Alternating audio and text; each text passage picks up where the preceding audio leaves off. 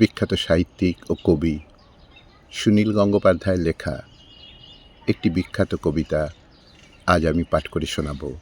কবিতা স্বাধীনতা, স্বপ্নভঙ্গ, নতুন স্বপ্ন। শুরু করছি। বাবা বলেছিলেন 1947-এর 15ই আগস্ট ভারত স্বাধীন হলো, আর আমরা আমাদের দেশ হারালাম। স্পষ্ট মনে পড়ে বাবার অপমানিত মুখ আর ধরা ধরা গলা। আমি তখন 13। কথাটার মর্ম ঠিক বুঝিনি। মন ছটপট করছিল বাইরের হুল্লোড়ে গলা মেলাবার জন্য। প্রভাত ফেরিতে বাজছিল বিউগল। পাশের বস্তির বাচ্চারা কি নিয়ে চেঁচামেচি করছিল কে জানে। মহাত্মা গান্ধী এই শহরেরই কোথাও খাটিয়ায় শুয়ে আছেন। কে যেন বলছিল তিনি কাঁদছেন খুব। আমার মাও ছলছলে চোখে বলে উঠলেন, চাঁপা ফুলের গাছটা আমি নিজের হাতে লাগিয়েছি, এবছর সেই গাছে ফুল ফুটবে, আমি আর দেখতে পাবো না। লাহোর বা এলাহাবাদ কোন শহরে যেন হোটেলের ঘরে বসে গরমে ঘামতে ঘামতে র্যাডক্লিফ নামে এক ইংরেজ কাটাকুটি খেলছেন ভারতের মানচিত্র নিয়ে।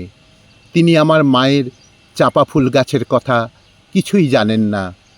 ঝড়ে উড়ে যাবার মতো এক একটা গ্রাম চলে যাচ্ছে সীমান্তের এপারে ওপারে।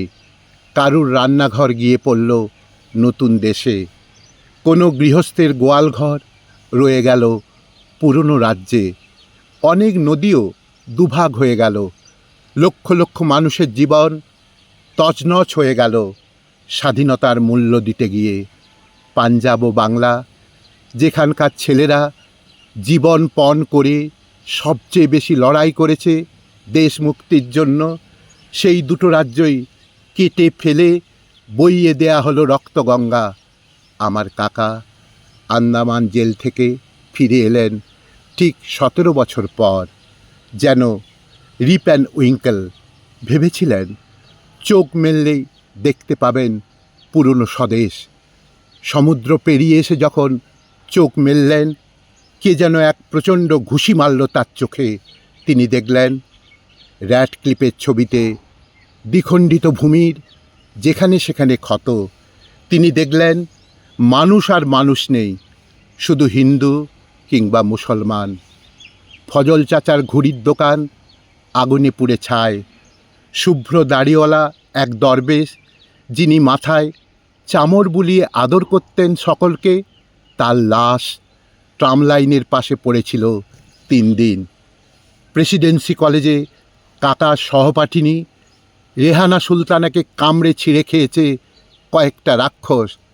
আর শিয়ালদা স্টেশনের সব প্ল্যাটফর্ম জুড়ে শুয়ে আছে ওপারের গৃহহারা ছিন্নমূল মানুষ।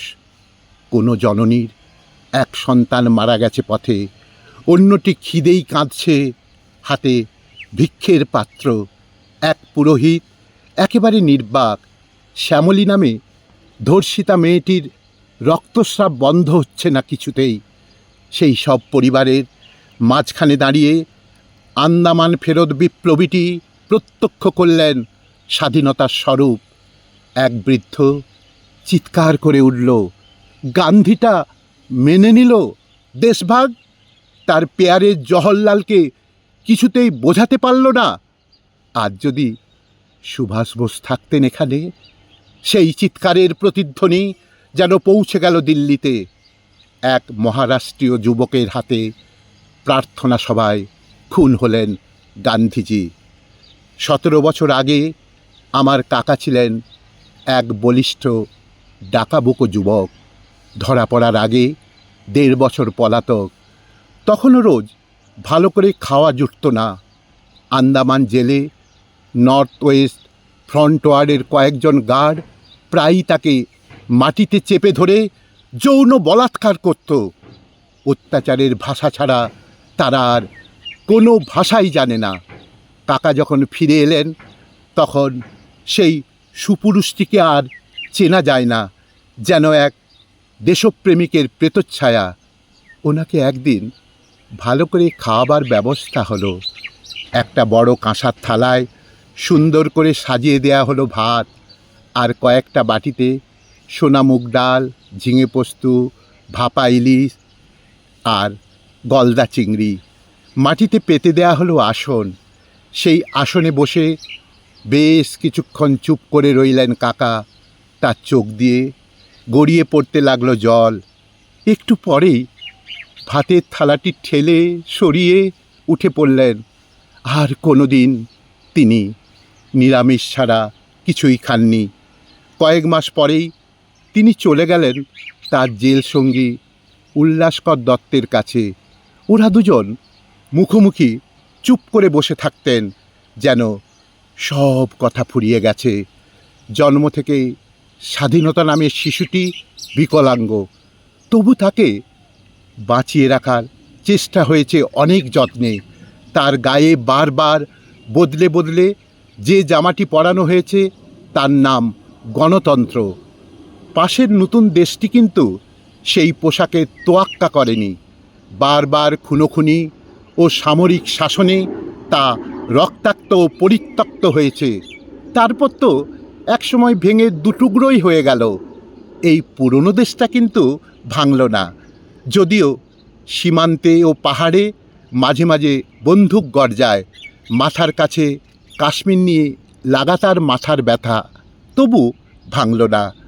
অনেক ফুটোফাটা ও তাপ্পি মারা হলেও সেই আলখাল্লাটাও গায়ে ঠিকই জড়ানো আছে। মানুষের বয়স আর দেশের বয়স তো এক নয়। 60 বছরেও এ দেশ সবেমাত্র কৈশোরে পা দিয়েছে।